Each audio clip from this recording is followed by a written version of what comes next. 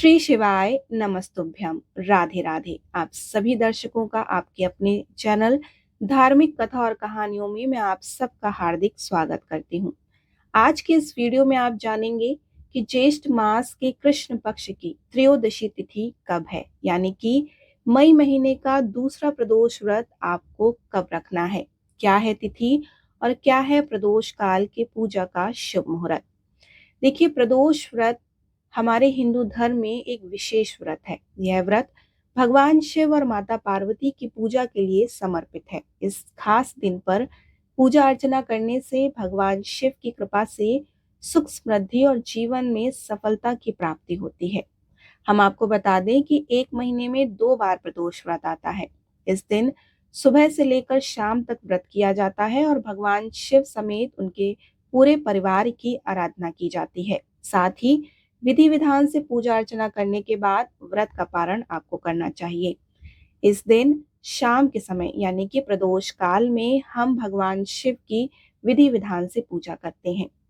आइए अब हम आपको बताते हैं कि इस महीने का यानी कि मई महीने का दूसरा प्रदोष व्रत कब रखा जाएगा।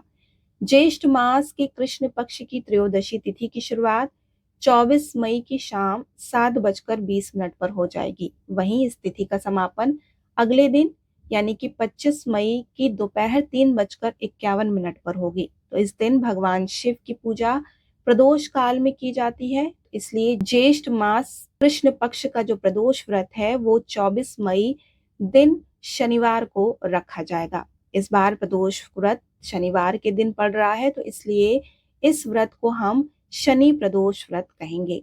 इस बार प्रदोष व्रत पर कई दुर्लभ संयोग बन रहे हैं। इस दिन शनिवार होने के कारण शनि प्रदोष व्रत रहेगा और साथ ही इस दिन शिववास भी रहेगा। जिस दिन शिववास होता है उस दिन नदी किनारे बैठकर भगवान शिव स्वयं धरती पर विचरण करते हैं। इसलिए ज्येष्ठ मास का यह प्रदोष व्रत बहुत ही महत्व रखता है। शनि प्रदोष व्रत के दिन प्रदोष काल का जो पूजा मुहूर्त है वो शाम 7:20 से लेकर 8:58 तक रहेगा, यानी कि आपको पूरा 1 घंटा 38 मिनट मिल रहा है भगवान शिव की पूजा अर्चना करने का। प्रदोष व्रत के दिन सुबह जल्दी उठकर स्नान आदि के बाद सूर्य देव को अर्घ जरूर दें। उसके बाद व्रत का संकल्प लें। इसके बाद पूजा स्थल को अच्छे से साफ करके भगवान शिव को पंचामृत से अभिषेक करें। पूरे परिवार का पूजन करें। भगवान शिव पर बेलपत्र, फूल, फल, धूप, दीप आदि अर्पित करें। फिर प्रदोष व्रत की कथा का पाठ करें या फिर श्रवण करें। पूजा के अंत में भगवान शिव की आरती करें, शिव चालीसा का पाठ करें और इसके बाद आप अपना उपवास खोल सकते हैं, यानी कि आप अपने व्रत का पारण कर सकते हैं। व्रत का पारण आप उसी भोग से करें जो भोग आपने भगवान शिव और उनके परिवार को अर्पित किया है। आप चाहें तो ये पूजा अपने घर पर भी कर सकते हैं, नहीं तो अपने घर के पास ही कोई मंदिर हो वहां पर भी जाकर आप भगवान भोलेनाथ की पूजा विधि विधान से कर सकते हैं। पर ध्यान रखने वाली बात है कि शनि प्रदोष व्रत के दिन आप शनि प्रदोष व्रत की कथा आप अवश्य सुने या फिर पढ़ें।